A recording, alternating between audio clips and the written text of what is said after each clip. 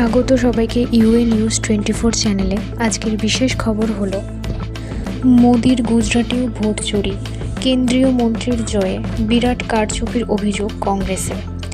কর্ণাটকের পর এবার নরেন্দ্র মোদি গুজরাটেও ভোট চুরির অভিযোগ। শনিবার গুজরাটের কংগ্রেস সভাপতি অমিত চাভরা অভিযোগ করলেন, নাভসুরি লোকসভা কেন্দ্রে বিজেপির জয়ের নেপথ্যে রয়েছে বড় অঙ্কের ভোট চুরি। 2024 সালে এই লোকসভা কেন্দ্র থেকে জিতে কেন্দ্রীয় মন্ত্রী হয়েছেন গুজরাট বিজেপির সভাপতি সি.আর. পাটিল। কংগ্রেসের অভিযোগের পর তার জয় নিয়ে প্রশ্ন উঠতে শুরু করেছে। কংগ্রেসের অভিযোগ, এর লোকসভা কেন্দ্রের শুধুমাত্র একটি বিধানসভায় 30,000 ভুয়ো ভোটারের অস্তিত্ব পাওয়া গিয়েছে। চাভরা অভিযোগ করেন, কংগ্রেসের দলীয় কর্মীরা ভোটার তালিকা পর্যালোচনা করে দেখেছেন গুজরাটের বহু এলাকায় বহু ভোটারের নাম একাধিকবার তালিকাভুক্ত করা হয়েছে, বিশেষ করে নাভসুরি লোকসভা কেন্দ্রে। এখানে প্রার্থী হয়েছিলেন সি.আর. পাটিল। চাভরা বলেন, এই কেন্দ্র 84 বিধানসভায় ব্যাপক অনিয়ম নজরে এসেছে। এখানে মোট 6,09,592 নিবন্ধিত ভোটারের মধ্যে প্রায় 40% ভোটার তালিকা পরীক্ষা করার পর দেখা যায় 30,000 ভোটার ভুয়ো। যদি একটি কেন্দ্রে এত বড় চুরি হয়, তাহলে ভেবে দেখুন গোটা রাজ্যে কি বিরাট ভোট চুরি করেছে বিজেপি। গুজরাটে 5.6 কোটি ভোটার। আমরা যদি পূর্ণ তালিকা খতিয়ে দেখি, তাহলে 62 লক্ষের বেশি ভোট চুরি সামনে আসবে।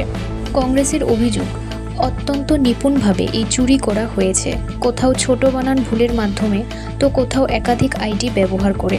কিছু ক্ষেত্রে ঠিকানা পরিবর্তন করে ভোটার তালিকায় বাড়তি নাম যুক্ত করা হয়েছে। আপাত দৃষ্টিতে এটা কোনো ছোট ভুল বলে মনে হলেও এভাবে গণতন্ত্রকে হত্যা করার ষড়যন্ত্র করা হয়েছে। গুজরাটের ভোটার তালিকায় এই ধরনের কার্যকলাপ দিনের পর দিন চলছে।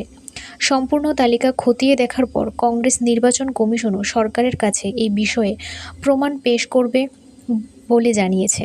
প্রয়োজনে বড় আন্দোলনের পথে হাঁটারও হুঁশিয়ারি দিয়েছে।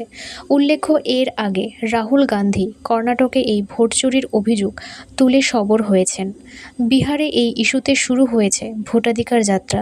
এবার গুজরাটে এই অভিযোগ সামনে আসার পর গুজরাট বিজেপির শীর্ষ নেতা যোগেশ দাভে বলেন, কংগ্রেস কোনো প্রমাণ ছাড়াই মিথ্যা প্রচার করছে। ওদের ক্ষমতা থাকলে ওরা হলফনামা দিক। কংগ্রেস কেন তাদের কাছ থেকে সমস্ত নথিপত্র নিয়ে নির্বাচন কমিশনের কাছে জমা দিচ্ছে না?